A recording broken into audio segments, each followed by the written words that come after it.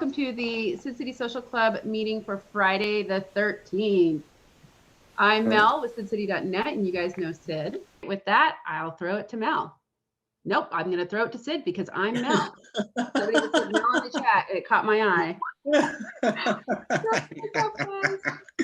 That is a sign of something, Mel. Good to see you, everybody. We are into our 7th month of Sid City Social Clubs. Got some special friends here today. So we're going to basically I'm going to hand over to a great friend of mine who Colin introduced me to about 25, 30 years ago now, quite a while ago. I was lucky enough to have him as a guest at my wedding in England all those years ago, when Django was just 1 year old. He subsequently came to my house and hung out, and he's just a delight.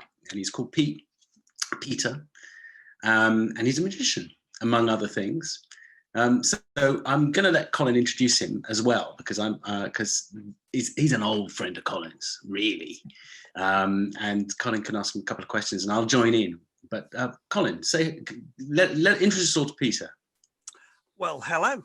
Some of you know Pete. I've met Pete briefly in the quizzes when he's come along, and Pete and I were at a drama school together, and we sort of bonded very similarly to the way Sid and I bonded. Sid and I bonded over video games, and Pete and I bonded over board games, because I had some board games and I brought them into drama school with me. We sort of bonded. And then when I was in Macbeth, I was a third year, he was a first year, and he was my bodyguard in Macbeth and had to keep the bad guys off me. And we just bonded since then, basically. And we have a love of games and puzzles, and we just get on. He's one of the nicest people around as well. And yeah, he's a magician, an actor.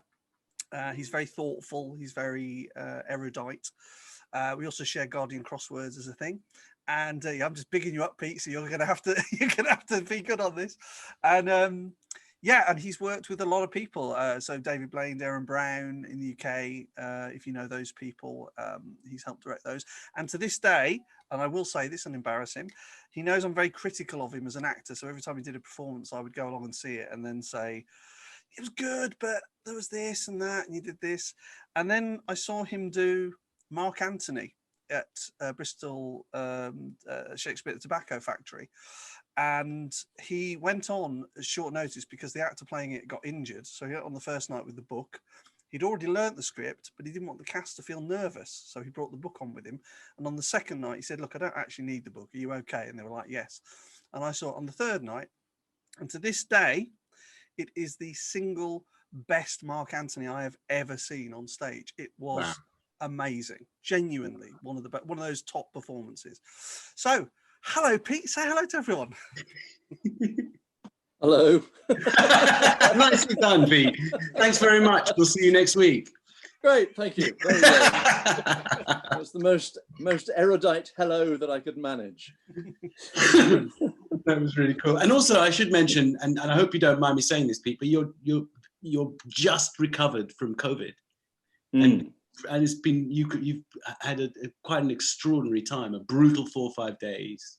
Well, I thought I'd see what all the fuss was about. It was, yeah, it wasn't nice. But I was very lucky because it was just sort of 4 days completely knocked out. I basically slept for 4 days. I'm still not doing a lot of exercise. I'm still getting puffed out quite quickly, but I am recovering really well. I mean, compared with some people who've had it, they're really knocked out. I've been very lucky.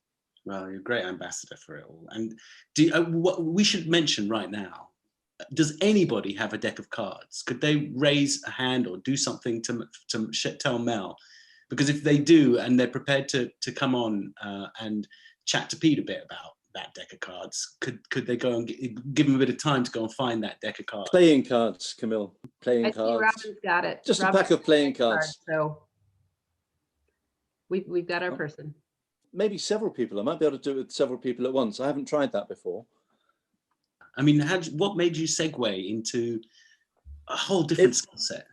Went the other way. I started off as a magician. So as a child, I was fascinated by playing cards and puzzles and games. And then when I was about 11, 12, I didn't have that many friends because we'd moved to a new area, and I just became, I've got quite an obsessive personality, and just found a book on card tricks and just practiced for hours, just became obsessed shuffling cards. And my wife's a psychologist and says that it stopped me from rocking. So it was like sort of self-stimulation, just shuffling the cards all the time. Shuffling cards was just became an obsession. And then from that, I started doing magic, and then started to perform for people. And then I went to I did a theatre arts foundation course to get some training in front of an audience, primarily for the magic. I didn't know that people acted for a living. I didn't know that and I'd never been to the theatre. So I loved films, but I didn't really think of people as acting for a living. And then halfway through this foundation course, I did a speech from Hamlet, and it just something just clicked. And I thought, okay, let's follow this path. So I applied for auditioned for drama school and got in. So carried on going, and I've just kept going. The statistics of getting into drama school are pretty astonishing in Britain. You know, the 3,000 people will audition, and for only 20 places, by and large, on average. So you must have been pretty remarkable to even get in. I'm always amazed at the kids who even get into drama school. Yeah, it was great. I hadn't realised that at the time either. I think that was probably a good thing, not realising it, because I just went along. Absolutely. And I was with loads of people who'd wanted to do it since birth, and I'd sort of only just discovered that people acted for a living. So I thought, oh, okay. I felt a little bit of a fraud for a while, and then Colin would probably not attest to that, because the first performance I actually saw Pete do that really stuck with me was he was doing a stand-up comic linking various people from his year, and he was brilliant. He was just this brilliantly terrible but very funny stand-up comic, and it was just brilliant. And it was like, wow, he's really good at that MCing kind of thing as well. And then terrible actor, but then he got better, so it's all good. It all worked out. I've got better. Yeah.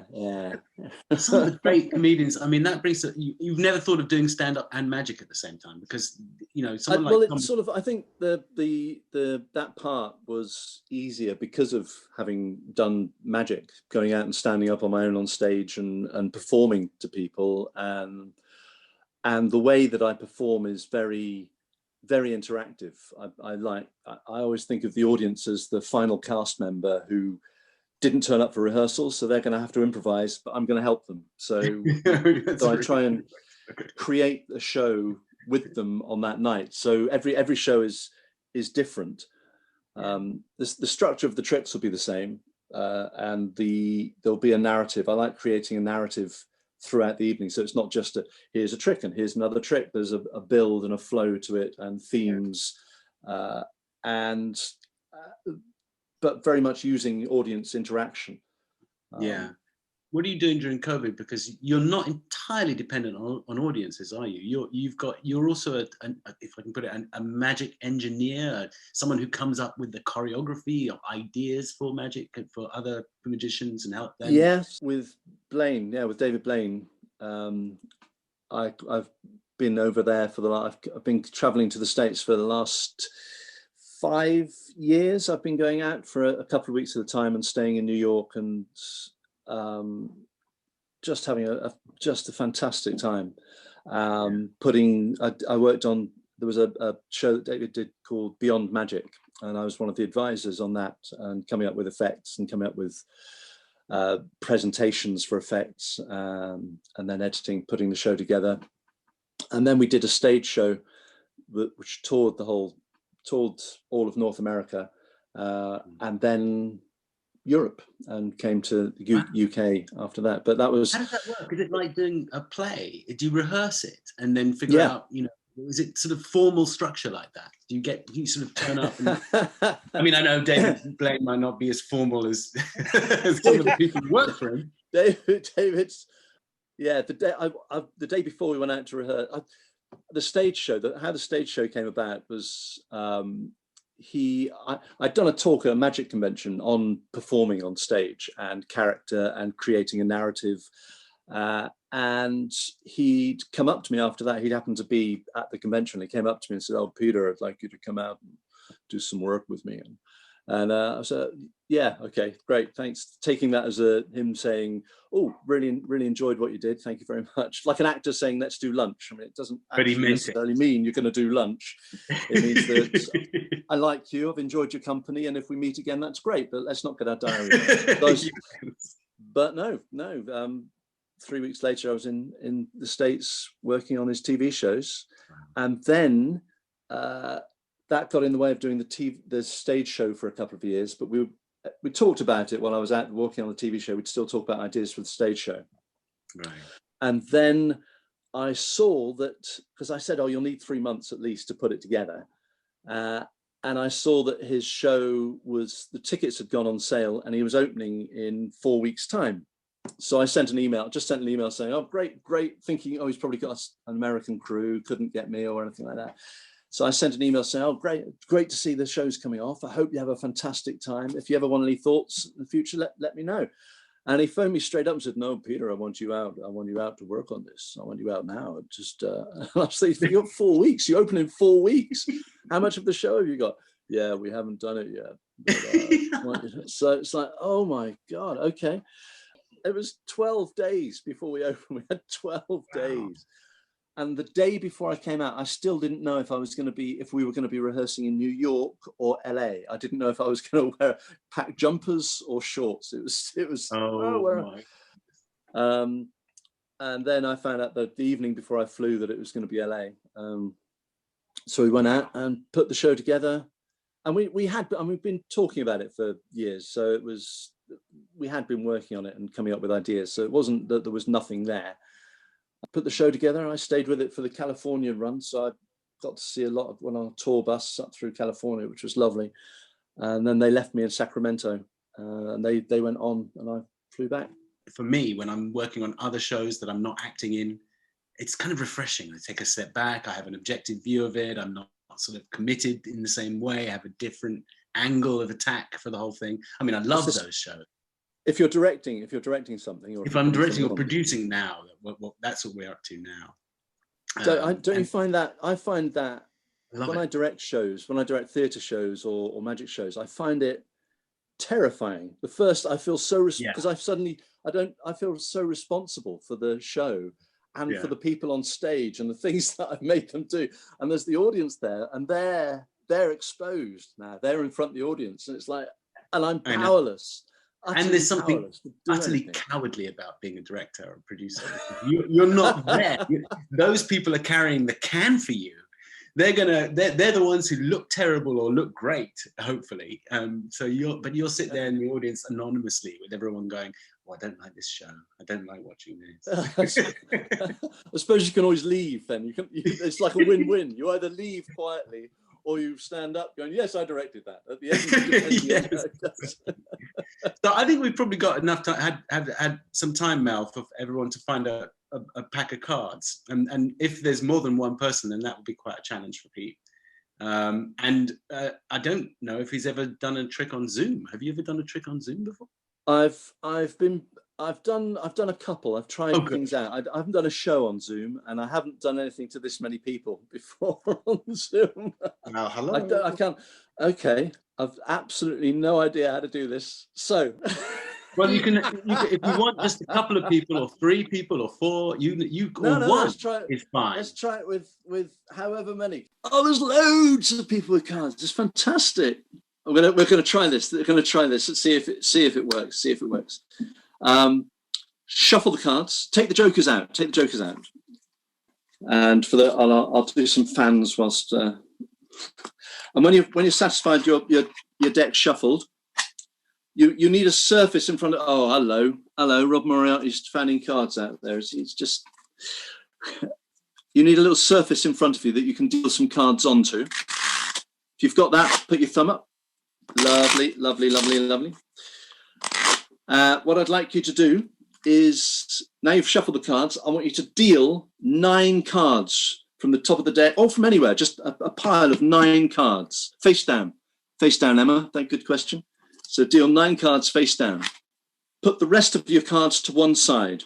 So you've just got the 9 cards. Monster, can you put your sand on? Yes. Hello there. How are you? Good, thanks. Can you give me a number up to 9? 7. 7. Brilliant. Okay. You can mute yourself again. So 7. We've got 7. What I want you to do with your 9 cards, hold your 9 cards up and deal 7 cards face down onto the table in front of you. When you've done that, hold on to the other 2. Keep hold of the other 2. Just yourself, hold up and look at the 7th card. So look at the 7th card, the last one you dealt. Have a look at it and remember that card. Remember that card. Fix that card in your mind. Have you got it? Put that card down. Drop the other 2 on top of the pile. So you've got a pile of 9 cards again. Pick up those 9 cards and we're going to spell out the name of your card. The way we're going to do that is we're going to spell the first word first. So if you had an ace, it would be ACE, and you place a card from the top down onto the table for each letter. So if it's ACE, it would be ACE, 3 THREE. So just the first word of the card, yes? And once you've done that, drop the rest of the cards on top. Pick them all up again. This time we're going to spell out the middle word of the card, which is of. So OF, 1 card for each letter. Drop the rest on top and pick them all up. And now, same thing, spell the suit of your card. Whatever card you saw, spell the suit. So either hearts, clubs, diamonds, or spades. Again, 1 card for each letter. And then drop the rest on top. Pick all the cards up. So let me just recap what's happened. Monster could have picked any number. You had cards, you shuffled them. Monster could have had any number and picked the 7. So you went down to the 7th, had a look at that. You've all then spelt different cards, mixing your cards up. So we don't know what order or where your card is within. Depends on what card it was. So now we're going to do a bit of magic. And for magic, I just want you to so spell out magic, 1 card for each letter, MAGIC. And the letter C, the last one you dealt, pick it up, have a look at it. And if it's the right one, cheer! Yeah. Wow. Oh my goodness. It is. Great. Well done, Daria. Well done. That's really great. I actually got the queen. Wow. Brilliant. It was close. Mine was close. It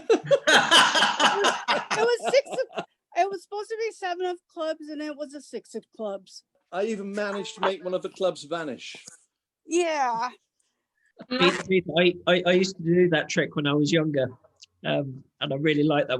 I did a variation of it where you would have to confess whether you were telling the truth or a lie, and you could actually do it. You could do it with any card in the deck. So you could spell out any card, but you would have to confess that you lied at the end, and it would still come up with the card that you'd actually chosen. And was that with the whole pack, Rob? No, just with 9 cards again. That was with 9 cards as well. Yeah. Are you also a magician, Rob? Or is it a hobby? I used to do it many, many years ago, yes. Have you not seen him fanning his cards there? Yes. That's my able assistant doing it this evening, yes. Oh,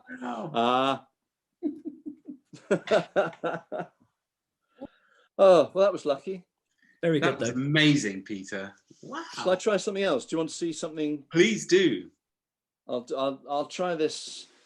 So you can watch this. Let's try. There we are. Now, let's do this. Pack of cards. I'll do a little thing with the aces. So I'll take the aces out of 1, 2, 3, and the ace of spades. So the 4 aces, which I'll place. I'm trying to keep everything in view the whole time. So there's the 4 aces, and I'm gonna deal 3 cards. Let's do 3 cards on top of each ace. There's 1, 2, 3 there. 1, 2, 3. 1, 2, 3. 1, 2, 3. So we have 3 aces, 4 aces with 3 cards on each one. We'll start with this ace over here. The first ace. do is take it. And the first ace, hopefully, vanishes. Wow. One ace is gone. Second ace. This one, hopefully, you'll see vanish again. So there's the ace in amongst the others, and the ace vanishes. Oh my God. That leaves one ace to go. So we'll just try this one. The last ace. Oh, sorry, it's above the camera there. So the last ace. The last ace goes like that. So the 4 aces have now vanished, but they haven't really vanished. They've just traveled to join. Oh my God. Ace of spades. Oh wow. Pete. There you go. Oh, thank you, Rob's able assistant. That is crazy. That is just amazing. Oh wow. You are brilliant, Peter. That's so generous of you. Thank you very much. You'll have blown a lot of people away. That is just awesome. Well, I hope that was fun. That was just yeah, It's a lot of fun. It's a lot of fun. That's really, really beautiful. That's amazing. Well, can I bring you in, Rob, as well? Can I talk a bit about what made you stop doing magic back in the day? My accident may have had something to do with it, but Well, actually, but even then, actually, I've taught some people how to do, say, like that 9-card trick that Peter did. I've actually shown people how to do that, and even one with, I think, about half of the deck. And I've taught people how to do that, so I haven't even touched the cards. And that's probably actually impressed people even more, that I could do it remotely that way. Rob jumped into a pool when he was little and paralyzed himself. And he got he got his act together and didn't feel sorry for himself and has a pretty terrific life, as far as I can make out.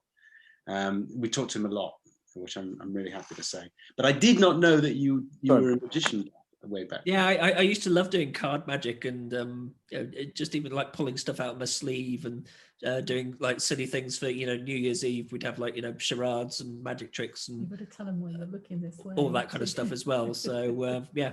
And who's your able assistant? The able assistant is actually my mum. Hello, Yeah. Lovely to see you. Hello, Rob. Hi. Hello, Rob's mom. Hi there. Rob is one of our great friends. Hi, Rob's been mum. here all the way through. Also known as Ruth. Ruth, Nice to that's meet you, Ruth. lovely. You've got a lovely boy.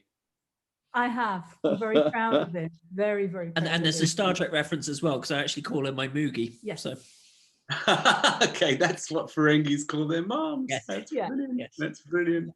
Do you think you would have been a magician? Do you think you would have made a crack at it? I probably would have done it as more of like a hobby, part-time type stuff. Could I ask you one last question, Rob? Is there a reason why you couldn't apply your love for magic to do what you were saying before, to help talk people through things without actually touching things, so you can still be a magician in a sense, but you're not getting up or manipulating stuff? Yeah, not having the time. Okay, that's a good reason. I'm all right with that. Yeah. Well, Pete is Great reason. literally is a magician. I mean, literally, he's amazing. And a very good Very, one. very good. And his Thank you, Rob. his talent is, among other things, but the talent that I've seen personally, he's a very close quarters magician. So you can be inches away from his fingers, his hands, and still not follow what's going on. But people were inches away from him, little crowds of 3. He moved around the room to little crowds, and just everybody just hung on his fingers. It was amazing. How do you do that, Pete? Because it's a different kind of magic, isn't it? Stage magic, where people are 50 feet away, you're sawing people in half and stuff, and actual really close quarters intimate magic is probably what the best way of putting it. Yeah, close-up magic is well, they're different disciplines. It seems the bigger that you get, the more it becomes choreography. It's all deceit. It's all deceit and lies. It's all leading the audience on on a path and building a narrative, telling us the story of a trick, whether that's here I take a coin in this hand and the coin vanishes. That's the story of the trick. It's making people believe that you've taken the coin is the key. Well, I think making them follow the narrative. Oh, I'm putting this woman in this box and they've gone. It's trying to find the hook. Once you've got someone fooling themselves, then you're there. You're winning. And what I really love about it, and we've been talking about love the last few days because I fool myself a bit crazy. And what I love about it is it turns everybody into children, and that's what I love about magic.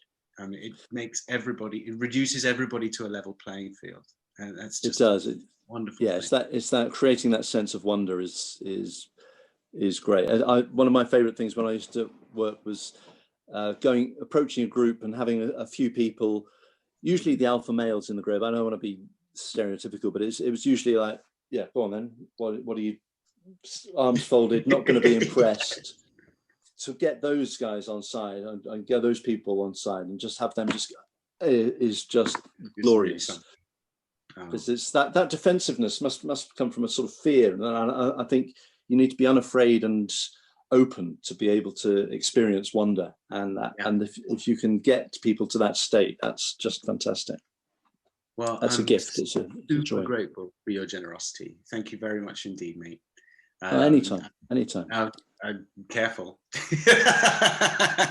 Well, thank you, Peter. I'm going to talk to a few other people. You're welcome to hang around and see what's going on and listen. And yeah, I'd love to. Get involved if you want to. We're going to start with Dina. Happy birthday. Awesome. Thank you. My goodness. Can everyone go off mute to say happy birthday, please? Happy birthday. Happy birthday. Happy birthday. Happy birthday. Happy birthday. There's the happy birthday. That's awesome. I love that. Thank you. Where on earth are you? I'm in Pittsburgh. And how's life in Pittsburgh right now? It's getting terrible again. With the COVID. We had like 400 cases yesterday in our county, and it's just not good. People aren't listening, I don't think, to what they're supposed to be doing. But still, I stay home. I really think they're still not listening.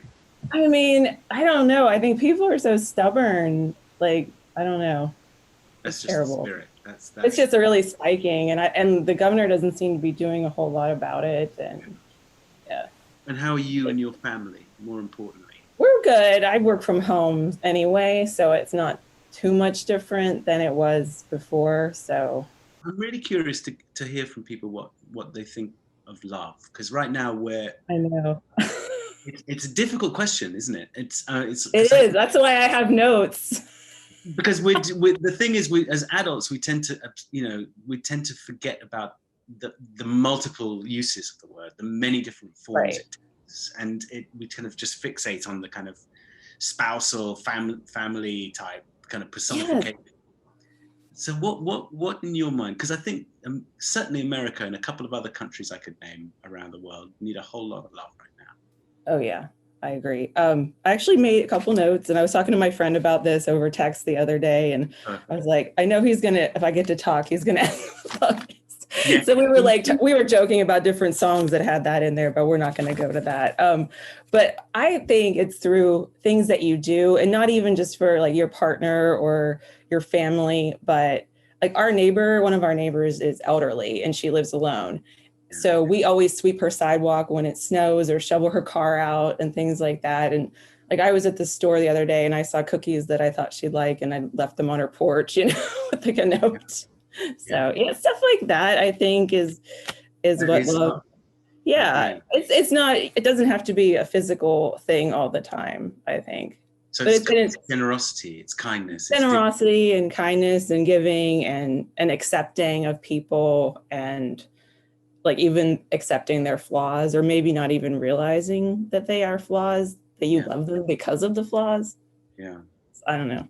What do you think of as really important things in us? What do you look for in friends or people? What's the kind of thing you look for? You go, oh, cool, that's cool. Or do you like to not look for anything and see what happens? I kind of like to not look for anything. And usually when you start up a conversation with somebody, you either click or you don't, I think. And then you get to learn more about them and you're like, oh, that's why I started that conversation with them. Yeah. I don't know, I used to go to a lot of concerts and I would just talk to whoever was beside me. And then I've made friends that I've had for years just doing that. Yeah, absolutely. Have you made friends during the COVID time? Not really any new one. I mean, I recognize people in the chat and stuff, and everyone's really nice, but not like personal friends, I guess. But yeah, you and your husband go out like on hikes and stuff like that to get stuff like socially distanced type of things, and we went to the museum once, and that's stuff like that. It's quite nerve-wracking, isn't it? Going out. My goodness. I know. That's the thing. I keep going on about it, and I'm trying to warn people. But I think the guys in this club are so kind of sensible, and they've got it together. And like when we did go to the museum, there was a family there that didn't have masks on, and I was just like, I have to remove myself before I say something, because you don't want to say anything to anybody because you never know. No, you don't want to do that. You just certainly don't want to get into a shouting match with someone. No, you don't know what people are going to do, and I just I have to remove myself. But we pretty much have just stayed home and like watch TV, tons of TV, read books and stuff. Like our library finally reopened, so I can go there now. But right, that's great. And I'm still working, so I'm still working. I'm a freelance writer for a newspaper here. Oh my goodness, another journalist. Yeah, I guess. How wonderful. Yeah, so it's not super different, although I'm not going to council meetings and stuff. I'm just doing everything on Zoom, like this. I just sit, on Zoom and take notes and then do interviews and things over the phone or on Zoom. And that's basically all local affairs. Because it is. We were talking to, I don't know if you were here, but we were talking to two journalists who were saying that everybody should concentrate on local news and really it's so important. Yeah, absolutely. And that's the same way with voting. I cover local communities for a section of the paper that comes out just on Fridays. So it's all local towns like within Pittsburgh, little boroughs and things, or school districts. And I do like the southern part. And it's really important to understand what's going on in your own town, as far as where like the money goes and different things. Have you run into any really heartwarming stories that you either published or didn't publish, but something? Oh my goodness, that gives me a lot of faith back in humanity. I have run a lot of good ones that have come out of COVID, like different Zoom things. Like a principal was reading on Facebook to the students, like right at the very beginning of all this. He would take his, the book that he was reading, and he would just go on Facebook every single day at the same time, and he would, read a story to the kids. So I did a little story on that, and so. How did you get into journalism? Did you stumble into it? Was it a dream? Kind of. I always was the person writing stories and stuff as a kid. I always liked to read. I always liked to write. So I'm like, when I went to tour a college, they were like, oh, do you want to work for a magazine or a newspaper? And I was like, oh, that sounds like fun. So like I wrote a couple articles for our school newspaper at college and stuff. And then right out of college, I got a job at a paper in North Carolina, and we stayed there for a year, and then we moved back to Pittsburgh, and then I started freelancing, and I've been doing that since probably 2008. Right. Wow. Yeah, that's great. Yeah. I mean, to be able to put together a career doing that, you must be pretty good at it. Thank you. I mean, it's not a full-time gig. It's what I like to do. So I'm lucky I get to do what I like. Anybody is, and everybody is lucky who gets to. My husband has the job with the benefits, and I have the job that's, I'm a contractor. I get the 1099 form, that kind of thing. But I like it though. Well, I thank you for coming back and chatting. Thank you. Well, thanks for talking with me. Thank you too. Thank you very much. This was fun. Thanks, Tina. Happy birthday. Thank you. All right, next up, we're going to talk to Molly, who I believe this is our first time chatting with. Wow. Hi, yeah, it's nice to meet you, Sid. It's nice to meet you too, Molly. I'm only a little bit mortified. Very nervous. Don't be at all. Where are you? Whereabouts in the world are you? So right now I am a grad student, so I'm living in Syracuse, New York, but I'm from Southern New Hampshire, so not too far from you, fellow New Englander. What's your interest? So I study conservation biology and entomology, so basically conservation of insects. So I do bugs and a lot of bird stuff as well. That came a little later, but I've always worked with insects and trying to, well, I do a lot of research on pollinators is what I do. So I study native bees and other pollinating insects, and I do a lot of outreach and writing and photography along with that to help educate people. You are a master of all kinds of trades. So apart from spending your nights out in the woods with a big white sheet and a lamp, what's going on with the bees in the States? Because I'm reading all kinds of conflicting information about that. What's actually going on? Because so the thing with bee scientists is that so what I study is native bees, which most people aren't really aware of the native kinds of bees that we have that do most of the pollinating out in ecosystems and also do pollinate a lot of our crops. And people mostly focus on honeybees. And honeybees are great, but they're not native to the United States. And a lot of research is showing now that they're probably more trouble for ecosystems than they're benefiting. Like they're kind of invasive. So we're trying to shift away from a lot of honeybee advocacy to native bee advocacy. And where we are in New England, we have about 400 different kinds of native bees, right? You could find in your own backyard. You would never know that. Wow. Yeah, a lot of them people don't realize is that a lot of bees specialize on just a certain kind of flower. So they are really important in pollinating one kind of plant. And if that plant doesn't have the pollinator, we lose the plant. And if we don't have the plant, we lose the pollinator. So it's like all these different bees are absolutely essential for keeping our ecosystems like strong and resilient to like climate change and different human impacts and stuff. That makes huge sense. And because they don't provide honey, they're not sexy. So they're like, they're basically what? Yeah, they don't produce honey. They don't live in hives. They're solitary, most of them. So you can't really keep them or manage them like honeybees do. All you can do is, well, not destroy their habitat and make more habitat, which is a lot of the outreach that I try to do is, promoting having native plants in your gardens, in your yards, and, creating bee nesting habitat and a lot of stuff that benefits all wildlife, benefits bees. So. And how would you go about, because I'm a big proponent of native planting. Good to hear. But what are in the Northeast, what are the native plants that we could be looking at? And how would we find out, what works for what area?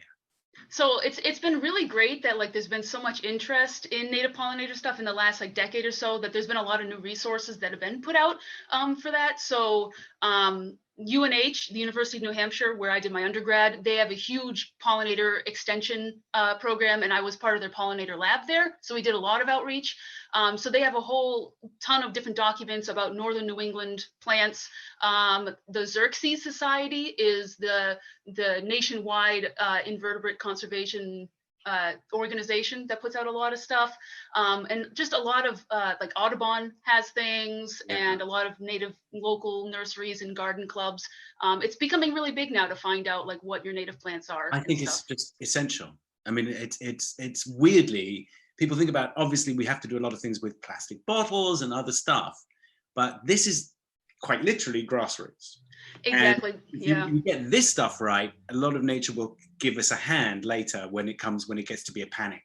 Yeah, that's what I've always loved about my field in conservation biology and wildlife management is everything you're doing is very hands-on. It's very tangible. It's not we're not putting down recycling. That's great, do that. But at the same time, there's something very gratifying about putting native plants in your yard and actually seeing things return to your land and knowing that you just made a real difference right then and right there for your own little patch of area. And if enough people do that, you can connect those patches and suddenly you have functional habitat again. And that just made a huge difference. Whereas you recycle a bottle, you don't know what's happening to it or where it goes. And you're not going to have the same kind of connection or investment to do more if you don't see what happens to it. Absolutely. And also if you plant native plants, they do well.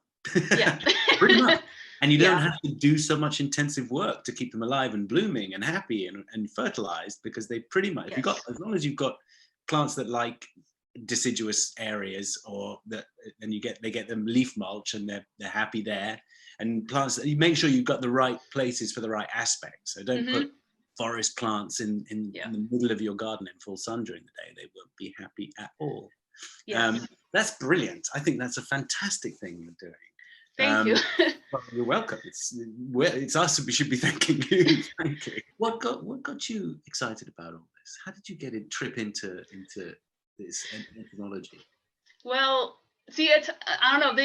I've asked my mom before if she remembers any like point in time when there was like a moment, but I'm not sure if there ever was. Like, it was just something strange that seemed, I just was always interested in insects. And my mom would tell me that one of the stories that she likes to tell people was that when I was like really young, before I could even walk, I would sit on the ground outside and watch ants and follow where they went to their little, openings to their nests and stuff.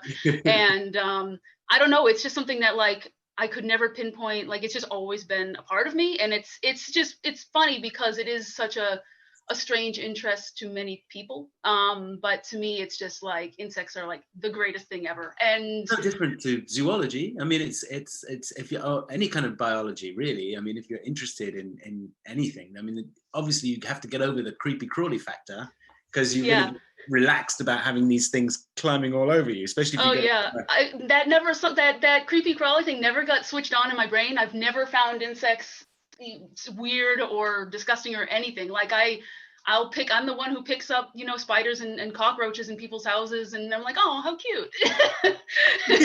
So, but I mean, I like all animals and plants and fungi and everything. I mean, I guess that's part of just being a naturalist. Given that everyone has hectic, busy lives and everyone finds it very difficult to earn money, let alone survive a pandemic, and they feel really responsible for the environment, or they want to, but they don't feel that they're being very good environmentalists, which is probably most people. What can we do? What little bit can we do? Because I think, we can recycle, but we don't know that trash is just going to a dump somewhere, frankly. We're making all this effort to separate all this stuff, and it just goes in. We hear, because China has done something, we don't get that. Yeah. So what can we do? Planting native plants specific to your area, you think, is a really terrific, reasonable, not time-consuming, very pleasing thing that will help encourage lots of, if you live lucky enough to live somewhere where you have beds for planting. What sort of things would you suggest? That people can attain to. Yeah, that's one of the biggest things, is honestly, like, people feel, especially right now, like helpless in what they can do, because in what's happening with the environment and the number of different issues with it, especially climate change, seems worldwide. It seems huge. It doesn't seem like anyone can, as one person, can do anything. And that's part of my field, is just trying to tell people that yes, every single person can make a difference, and they have to if we're going to get through this. And it's, there is a personal responsibility that you can absolutely make a difference in just the space that is your own life and your own home. And you don't have to own a lot of land. And I mean, back home in New Hampshire, I don't own any land. We have a condo, so we literally can't do anything to the land. But we even have just a patio garden, and we have some native plants in pots. We have bee hotels, which are really easy to buy these days or make, that host native bees and give them a place to live. Doing really simple things like not raking all the leaves from your yard, because that's where bumblebees hibernate, or like leaving any rocks or logs that you have in your yard, or just any, like, even one small little patch of milkweed, which is like the best plant, my favorite plant in your yard, is just, it makes more of a difference, because insects work on a small scale, and one small patch of plants can host a lot of insects, and that goes on not just to benefit pollinators, but birds, it's more and more research now is showing that without native plants, birds are not doing well in suburbia. And if we like having all of these beautiful birds that, especially during COVID, we can look out our window and they can bring us joy every day, that's something we need to give them insects for food. Caterpillars are a huge part of that. So planting trees, or just a little harder during COVID, but just getting involved with any local efforts in local parks or garden clubs, anything that can be done to just, get out there and actually put something in the ground makes such a huge difference. Any area that isn't turf grass is good. And just getting educated. There's so many resources these days. And what you can do if you can't get out, and what you can do if you can't plant stuff, you can join a society where they really depend on you to spot creatures for them. Yes, so citizen science is big. Yeah. Look out for species of birds and just write down what day, what time of year they arrived, and what time you think they may have left, and how long. Yep. You see. For people who like to do that, eBird is the citizen science for that. That's where everyone enters their bird sightings. You are fantastic. Thank you very much. Thank you for summoning the courage to come and talk to us.